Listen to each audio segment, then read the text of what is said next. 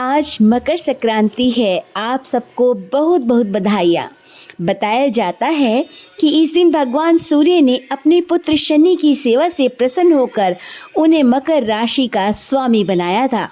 मान्यता है कि सूर्य देव और उनके पुत्र शनि देव के रिश्ते कभी सामान्य नहीं रहते, लेकिन वर्ष में एक दिन एक ऐसा भी आता है जिस दिन सूर्य देव अपने पुत्र शनि देव से काफ़ी प्रसन्न होते हैं।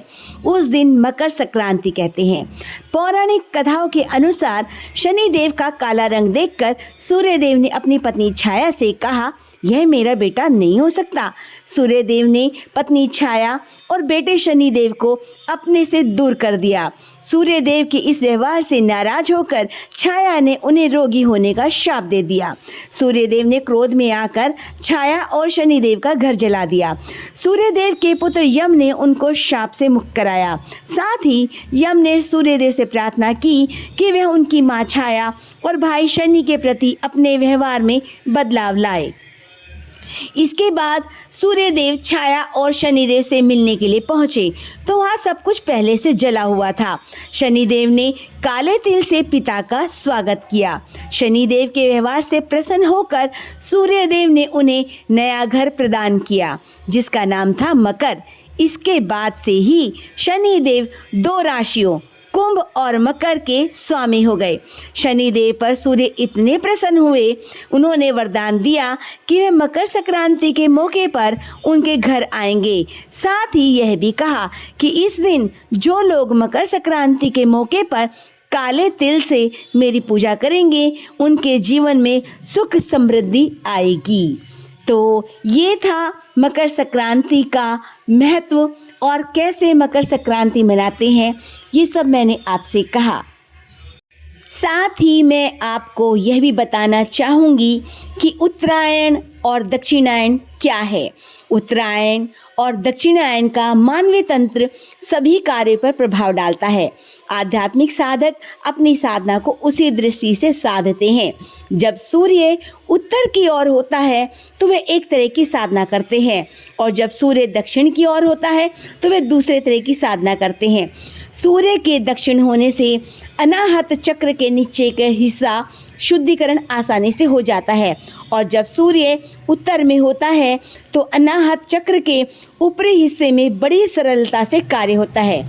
उत्तरायण अंतर्ह ज्ञान पाने के लिए है। यह अनंत और परम को पाने का समय है।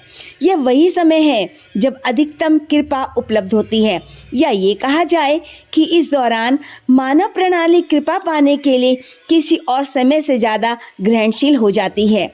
आध्यात्मिक इतिहास हमें बताता है कि ज़्यादातर लोगों ने सूर्य की उत्तरी गोलार्ध वाले दौर में ही अंतर्ज्ञान पाया। आपने भीष्म पितामह के बारे में तो सुना ही होगा कि कितने हफ्तों तक वे बाणों की शैया पर मृत्यु की प्रतीक्षा कर रहे थे, लेकिन उन्होंने अपने शरीर को उत्तरायण में ही छोड़ा क्योंकि वह जानते थे कि प्रकृति के संक्रांति काल का लाभ वही ले सकते हैं और उन्होंने अपने प्राणों को मकर संक्रांति के दौरान छोड़ा। गौतम बुद्ध ने भी उत्तरायण के बाद तीसरी पूर्णिमा को अंतर्ज्ञान प्राप्त किया और ऐसे अनेक सिद्ध पुरुष हुए हैं जिन्होंने उत्तरायण में ही अपने नश्वर शरीर को छोड़ा। उत्तरायण फसल काटने का भी समय होता है। पोंगल और संक्रांति फसल कटाई के पर्व होते हैं। इसीलिए कहा भी गया है कि पृथ्वी के उत्तरी गोलार्ध में उत्तरायण का समय तृप्ति या पूर्णता का होता है, जबकि दक्षिणायन का समय ग्रहणशीलता का होता है। तो अगर किसी को भी पूर्णता की ओर बढ़ना है तो उसके पास अच्छा खासा समय है। लग जाइए अपने प्रभु की भक्ति में और पा जाइए इसी जन्म में अपने प्रभु परमात्मा को। और अब तो इतना बड़ा समय है कि संगम की रेती पर महाकुंभ का आयोजन किया गया है। जब तप ध्यान अनुष्ठान दान जो भी आप कर सकते हैं, आप घर बैठे भी आप इस चीज़ का लाभ ले सकते हैं।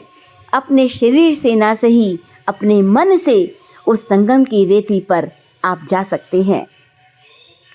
और एक विशेष बात, 27 साल बाद पुष्य नक्षत्र और पुनर्वसु के संगम में होगा यह मकर संक्रांति का स्नान। तो आइए आपको मुहूर्त के अनुसार स्नान के बाद क्या फल मिलेगा वह भी बताते हैं। प्रातःकाल 6:46 धनु लग्न में स्नान करने से विद्या की प्राप्ति होगी और यश की वृद्धि होगी। उसके बाद 8:30 बजे तक मकर लग्न में सूर्य व शनि का मिलन होगा। इसमें स्नान करने से निर्णय क्षमता और आयु में वृद्धि होगी। कुंभ लग्न में 10:02 तक है। इसमें स्नान करने से निर्णय क्षमता और आयु की वृद्धि होगी। इसके बाद मीन लग्न दिन में 11 यानी 11:30 बजे तक रहेगा। इसमें स्नान करने से शरीर में आरोग्यता आएगी और विद्या विनय और विवेक की प्राप्ति का योग रहेगा। इसके बाद मेष लग्न दोपहर 1:07 तक रहेगा और इसमें स्नान करने से हड्डियों में ताकत और घर में मंगल रहेगा। इसके बाद वृषभ लग्न दोपहर 3:03 तक है। इसमें स्नान करने से धन के साथ भूमि व भवन की प्राप्ति होगी।